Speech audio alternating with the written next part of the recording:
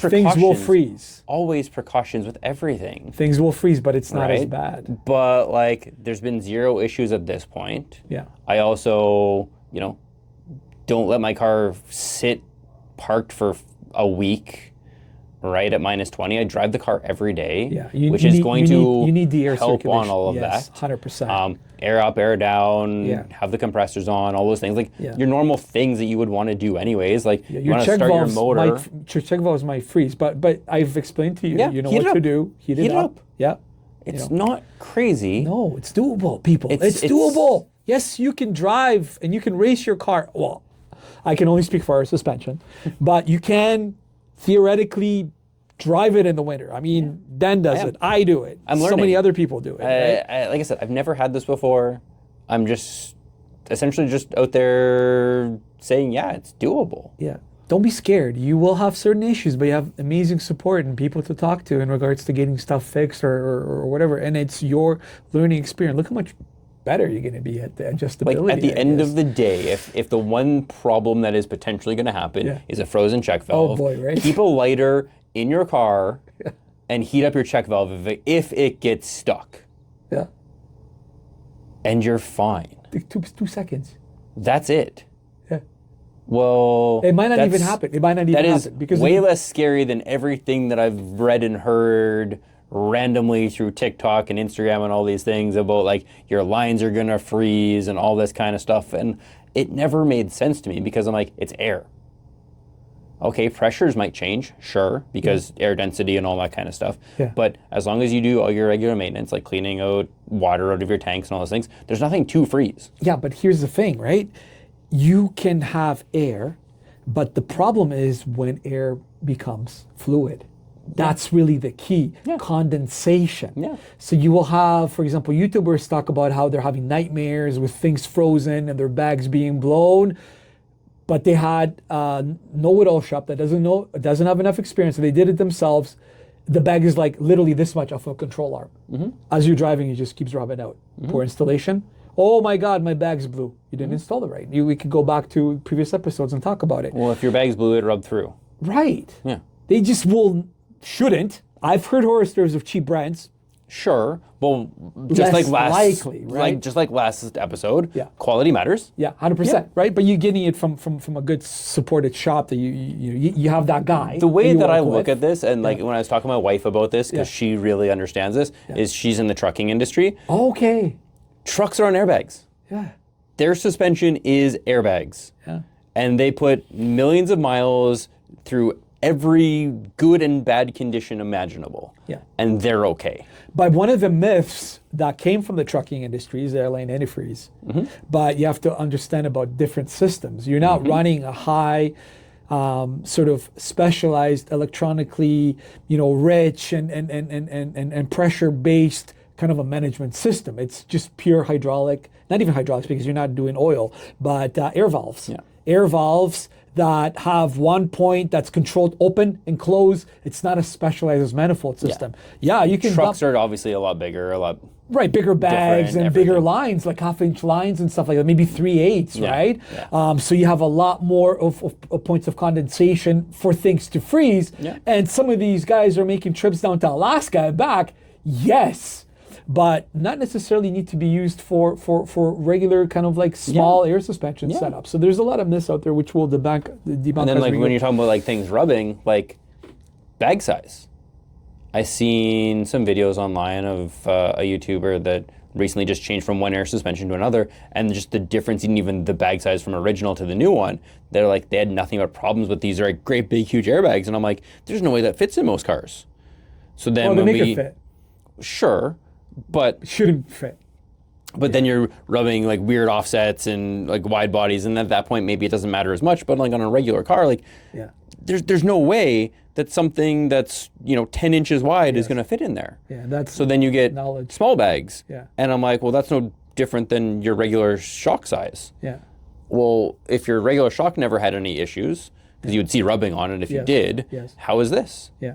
Yeah. And But it some just people doesn't. overdo it because there's a cool trend in the industry. It's like, oh, let's I go believe ultra it. slim bellow bags and stuff like that. And some people overdo it because they're like, oh, let's put a small bag for like a super heavy car, and with a shock that's not valved for the car. Yeah, you have clearance, but the car goes like this. So there's a science behind it as well. Yeah, too, and right? that's where, somebody that obviously knows what they're talking about is the right way to go than just, oh, this makes complete sense from a, logical point of view without knowing all the back end. Yeah, experience. Yeah. 100%. Yeah. Okay. We're driving in the winter. And so far, zero issues. Like I've had zero concerns with it. Coming here today, like, I didn't start my car yesterday. I started it today, just to get the car warm. No issues, no frozen check valves. And today's the coldest day that it's been since we've done it. So I was like, let's see. No issues, no anything, no loss of pressure, nothing. Car was out, started up, right where it needed to be. So, was it worth it? Yeah, 1,000%. The stance 1,000%. The stance is crazy, man. Like, Right? And, like, I still don't, she goes low, man. For sure, and I still don't drop it everywhere. Yeah. Right? You don't But, have like, to always drop a car. No, but in the summer, Oh yeah. I'm 1,000% going to. Well, especially when you sit on the patio and it's right there, dude. It's It's gonna be plus aired you're out changing your everywhere. wheels up a little bit. That's a surprise. Yeah. We're not going to let people know. For sure, we've got some things in the works. Yeah. But just all of it, in the summer, it's gonna be a lot different than it is now. It's winter right now, so it's there. Being able to air up to go into certain parking lots and stuff is gonna be so nice. That's the biggest thing for me because I work downtown Toronto, and people are like, you're running your max 10 lip front skirt in the winter. I'm like, hell yeah. Yeah. Well, how do you do it? Like, do you drive like that? Well, I mean, that's the beauty of air suspension. I air up, and then most of the parking lots, where I park downtown, you have to have bags. Yeah. Because if you had a static car, you cannot run any kind of aero because you're gonna every time you go in, you're gonna just rip it off. Yeah.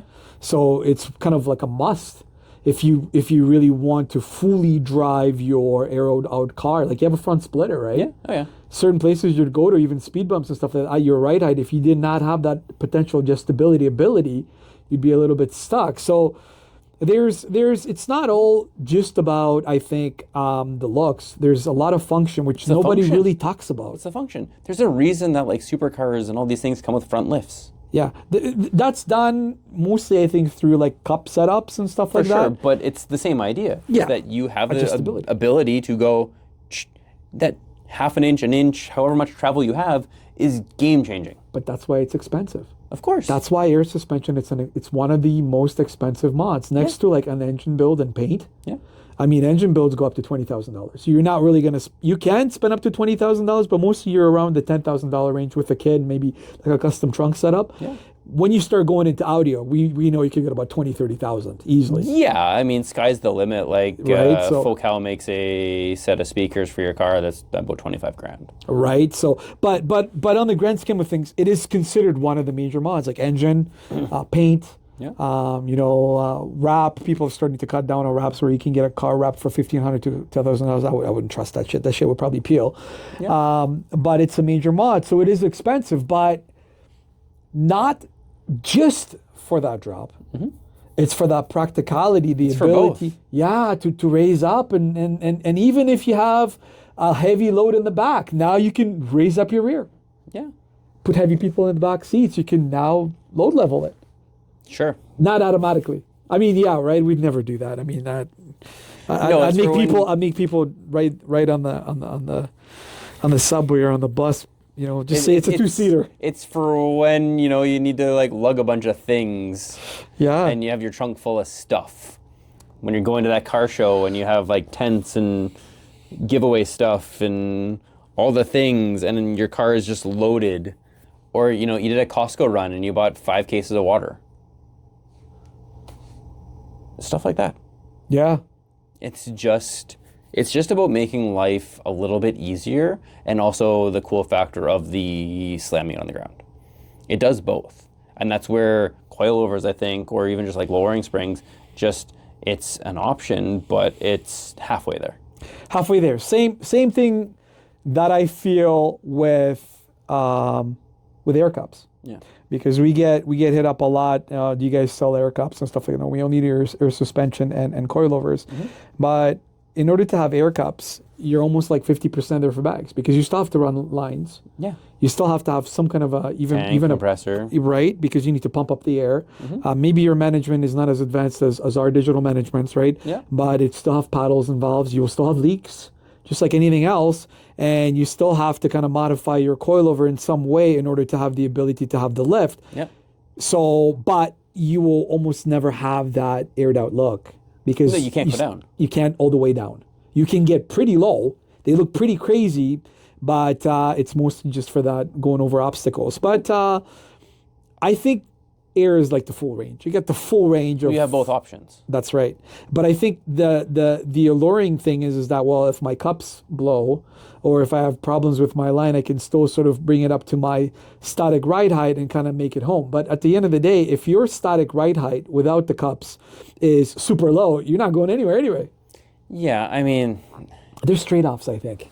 there's trade-offs to everything. Right. But like, it's no different than what we just talked about. Like, if you're willing to cheap out and buy shitty rims and you break a rim, Yeah. you're still stuck. What does it Yeah. matter whether it was an airbag that blew or a tire that blew? Yeah. Like, you're still stuck. Yeah, you're still It stuck. doesn't matter. Yeah, so you have So to kind of buy the best that you can whenever Yeah. you can. Yeah. Do the good things, right? Take care of your stuff, Yeah.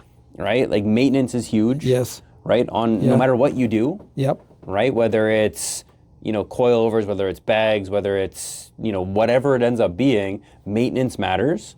Because if you just let it go to crap, then it's just going to be crap. And that's just how it is. Maintenance and support. Right? So some myths. Now being a bag owner. Bags are only for show cars. What do you think? I think that's where it starts. I think that's where a lot of people would be like, show cars should have bags because of All cars should have what we bags. just talked about, though. All But cars that's what I'm should saying. have It starts. And I feel that once That's my you... opinion. I'm kidding. I feel like once you get it and you understand and you have it, I think it makes a lot more sense to have it on your regular cars. But you're right. It is a show mod. I think it starts there. Yeah. And I think the vast majority of people that have it for their show cars would also be like, yeah, I think it makes sense for a daily. Yeah. Well, if you have the right guy, the right support, the right company, then yeah. But you also should have to understand have some experience how it too. works Have some experience. to be able to daily it. Yes. Yeah, you wouldn't. And that's where I'm learning that. So it's like things like the check valve, Yeah. right? Yeah. If I was Pressure. to ask somebody that knew nothing about cars, knew nothing, and say, oh, you're going to go have to do this every now and then, every time it's cold, Yeah. that sounds like the worst thing in the world. Having to understand pressures. What do you mean I have to watch other gauges while I'm driving? A lot of people just get in and drive and they don't even look at their oil pressure gauge or their temperature gauge. Yeah. They barely look at their speedometer. Cars don't even come with tachometers anymore. Like, Yeah, you're right. they don't care about the gauges at all. Yeah, so yeah. if you don't care about that, this isn't for you. Yeah.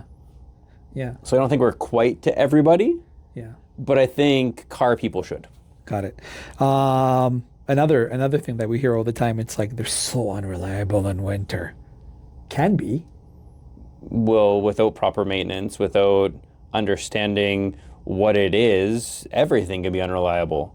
Even your car. Well, Because yeah. what if you can't even start your car with batteries? If you then? don't do battery maintenance, Yeah. if you don't do antifreeze maintenance, if you don't do oil maintenance, all of that stuff can still freeze and have the exact same issues that your airbags can. Right, and even if they're calling for, this is a crazy one because people have literally frozen to death. You can, depending, but you have a better chance of survival if you don't. It's like when they're calling for a snowstorm and the weather is nice outside, go and tank up. Tank up your car with fuel. Or have like a jerry can, like preemptively. Why are you going out in a snowstorm? I don't know. Maybe you want to get McDonald's or something, or maybe you want to air out your car or something. You know? But what I'm saying is that, pictures. like, For pictures. there's just Kidding. there's a lot of people that I Maintenance, feel right, yeah. should not be out in certain situations. Or be alive for that matter, right? It's just because they're a danger to society. No, okay, fine. Another myth. They ride like garbage. Can. Sure, but so can coils, so can lowering springs, all of it. Right? Exactly. So, like, if you've ever lowered your car, and left the factory shocks in there at 60, 70, 80, 100,000 kilometers. They're already like dying. Rides like shit. Being off, of course. Because rides they're like shit. blown. So what are you gonna do? You're gonna go online and you're gonna be like, man, like lowering springs suck. Suck. Of course you do. Yeah. Of course you do. Bad opinion. So you go and you buy something like you've talked about, is like something that's valve completely wrong for your car, and all of a sudden every single type of airbag is wrong. But it fits. It says right on the box it's for that car. Sure. I've had people message me and they're like, it's like, hey man, I'm trying to install a B8 Audi air suspension kit that I got from, I'm like, okay, where did you get it from? I got it from this one. I kind of want to know a little bit right now. If you want my information, I want to kind of know where it's coming from. Yeah. And the guy's like, I'm like, but I put it in, but it doesn't fit. Like it doesn't work. And I'm like, so what do you think? Does it fit or it doesn't fit? He's like, well, it doesn't fit. I'm like, then it doesn't fit. I know, but he's showing me the box, and on the box it says exactly the car that it's for. And I'm like, I know you're showing me, it says that it's for your car, but when you actually look at it being installed on your car, does it fit your car? Well, no, it doesn't. Well, there you go. Right? So again, just because there's a picture of a Vossen wheel, that doesn't mean that Vossen, they make it for Vossen. So yeah, they're unsafe. Anything could be unsafe. The roads are unsafe. Right? Like... Have you driven in Toronto? How about New York? Montreal? Bureaucracy. Oh, right? Remember? So the roads in Montreal are bad. The drivers weren't bad, and I used to remember them being a lot worse. But the drivers actually weren't bad. But like driving around here, like I've seen people go from the far left lane to take this exit and not have a care in the world cutting across 10 lanes of traffic. The roads here just aren't safe. No, you have to be careful. It boggles my mind. I mean, people literally are in the outermost left lane, and it's like, oh, it's my turn to turn right, and then just like literally just scoot through. It's like, never mind the other cars that are there. The cars are supposed to stop. I need to exit. So are we really concerned about safety? I mean, yes, we're always concerned about safety. Yes. But like, what's the concern about them not being safe? Are we talking about like a bag blowing and your suspension dropping and then you getting in an accident? Are we talking about like a line popping off? Like all of this just comes down to the right product and the right install. Enough about product, enough about install, enough about myths and reliability. Culture. How's the culture changing? Why is air suspension like almost everywhere now? It's becoming, I mean, when I used to travel a lot down to New Jersey and New York. And New Jersey and New York, they're ahead. The tri-state areas, they're ahead of when it comes to car modifications. They've had bags about 10 years ago, and we're slowly, finally converting from coilovers into bags because it's such a sort of like an expensive mods. Kits are getting a little bit less expensive. There's a little bit more variety on the market. Yeah. But why is there? I guess I've answered the question. Yeah, I mean, cultures, I think, is coming. I think we're always behind more stakes. Flex. I guess maybe it's getting people to sort of have that next step. Yeah, I mean, like I'll talk on the car audio world of things, and then I'll relate it back to the bag side of things. Interesting. The one thing that we've always been told as like Canada as a market is we are so small comparatively to even just LA.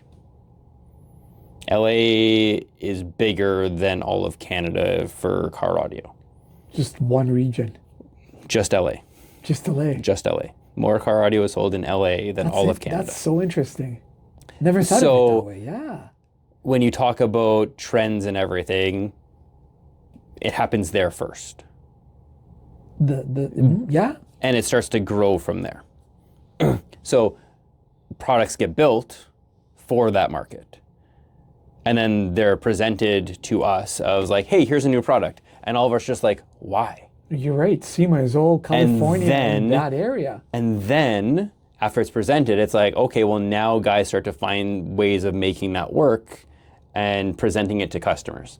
And then it slowly becomes a thing. And then 2-3 years down the line, now we're selling a lot of it. But it was built because the demand was there.